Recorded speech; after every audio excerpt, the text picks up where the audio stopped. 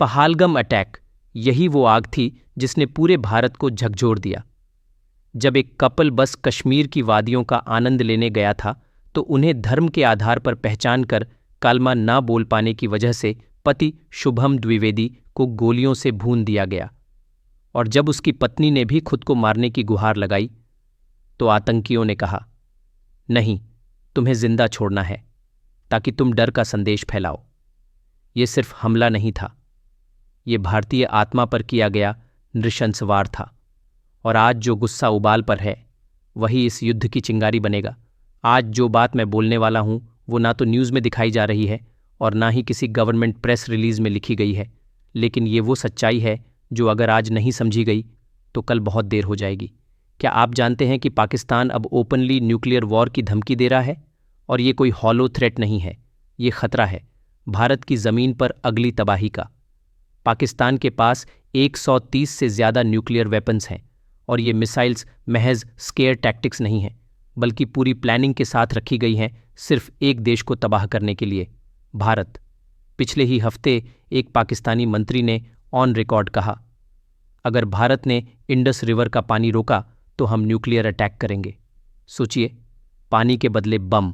ये सिर्फ एक धमकी नहीं है, ये एक पागलपन है जो अब हकीकत बनने के करीब है।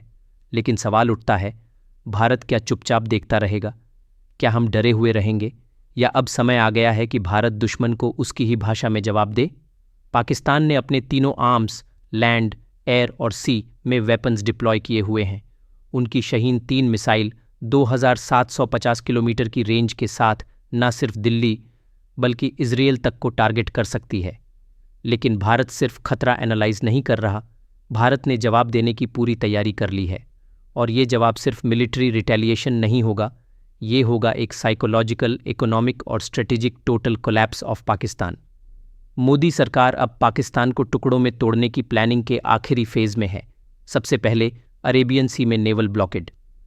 पाकिस्तान की इकोनॉमिक लाइफलाइन कराची पोर्ट, जो कि 90% ट्रेड हैंडल करता है, उसे कंप्लीटली ब्लॉक करने का प्लान है। एक बार ये बंद हुआ तो ऑयल, मेडिसिन और फूड सप्लाईज सब रुक जाएंगी और पाकिस्तान की इकोनॉमी एक झटके में फ्रीज हो जाएगी। लेकिन कहानी यहीं खत्म नहीं होती। इंडिया ग्राउंड लेवल पर भी तैयार है। ईस्टर्न फ्रंट यानी पंजाब और जम्मू सेक्टर में इंडियन आर्मी को अलर्ट पर रखा गया है, लेकिन साथ ही नॉर्थर्न बॉर्डर यानी चाइना फ्रंट पर भी ट्रूप्स मोबिलाइज हो चुके हैं। जुलाई के बाद हिमालयज़ में आइस बैरियर मेल्ट होता है, जिससे चाइना मूवमेंट बढ़ा सकता है। लेकिन इस बार भारत तैयार है। अरुणाचल से लेकर सियाचिन तक फुल मोबिलाइजेशन ऑलरेडी शुरू हो चुका है। लेकिन सबसे बड़ा हमला होगा पाकिस्तान के अंदर, बलोचिस्तान और सिंध में बगावत को फ्यूल करके। मोदी सरकार अब बालूच फाइटर्स को डायरेक्ट सपोर्ट देगी, वेपन्स, लॉजिस्टिक्स और रियल टाइम इंटेलिजेंस के साथ। इस बार केवल नारे नहीं लगेंगे, इस बार पाकिस्तान अंदर से फटेगा। अब बात आती है पाकिस्तान ऑक्यूपाइड कश्मीर की।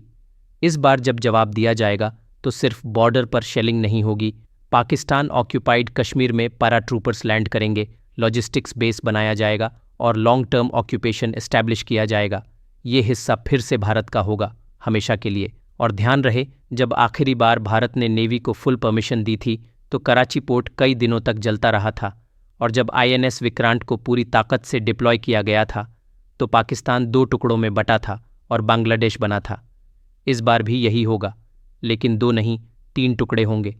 बलूचिस्तान और सिंध अपने राष्ट्र बनने की दिशा में बढ़ेंगे। पाकिस्तान जैसा हम जानते हैं इतिहास बन जाएगा। और अब एक और सच्चाई, पाकिस्तान के पास F-16 जेट्स हैं, लेकिन क्या वो इंडिया के S-400 डिफेंस सिस्टम से बच पाएंगे? बिल्कुल नहीं। S-400 की राडार, लॉक ऑन कैपेसिटी और मिसाइल किल जोन इतना सटीक है कि F-16 जैसे चौथी जेन जेट्स के पास बचने का कोई मौका नहीं होगा। और यहीं से शुरू होती है जियोपॉलिटिकल प्रेशर। अमेरिका पाकिस्तान को साफ साफ कहेगा, don't use our weapons against India, वरना हम तुम्हारी वेपन सप्लाई बंद कर देंगे। यानी पाकिस्तान अब न अमेरिका की सपोर्ट के साथ है, न खुद के पैरों पर खड़ा हो सकता है।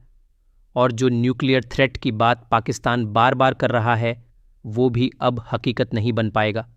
क्योंकि अगर पाकिस्तान ने न्यूक्लियर वेपन लॉन्च करने की कोशिश भी की तो इजराइल, अमेरिका और रशिया तीनों पावर्स एक साथ एक्टिवेट होंगे और पाकिस्तान का मिसाइल सिस्टम लॉन्च से पहले ही न्यूट्रलाइज कर दिया जाएगा। न्यूक्लियर बंकर भी तबाह होंगे और दुनिया पाकिस्तान को रोग नेशन घोषित कर देगी। यानी ये आखिरी लड़ाई होगी जहां भारत पूरी तरह प्रिपेयर्ड है और पाकिस्तान पूरी तरह आइसोलेटेड। और ये लड़ाई सिर्फ सेना की नहीं है, ये हमारी लड़ाई है। 140 करोड़ लोगों की लड़ाई। आज अगर हम चुप रहे तो कल हमारे बच्चों को हथियार उठाने पड़ेंगे। आज अगर हम पीछे हटे तो आने वाली पीढ़ियां हमें माफ़ नहीं करेंगी। इसलिए उठो भारत, डर के साथ नहीं, दहाड़ के साथ जियो। अगर लड़ाई लंबी चली तो भी भारत पीछे नहीं हटेगा। हम टूटेंगे नहीं, हम झुकेंगे नहीं, और पाकिस्तान इतिहास में सिर्फ एक वार्निंग बनकर रह जाएगा। अगर आप मानते हो कि ये लड़ाई सिर्फ मोदी की नहीं बल्कि हर भारतीय की है, तो इस वीडियो को लाइक करो, शेयर करो और सबसे ज़रूरी ट्रूथ बॉम्ब को सब्सक्राइब करो, क्योंकि ये सिर्फ वीडियो नहीं, ये है युद्ध का उद्घोष।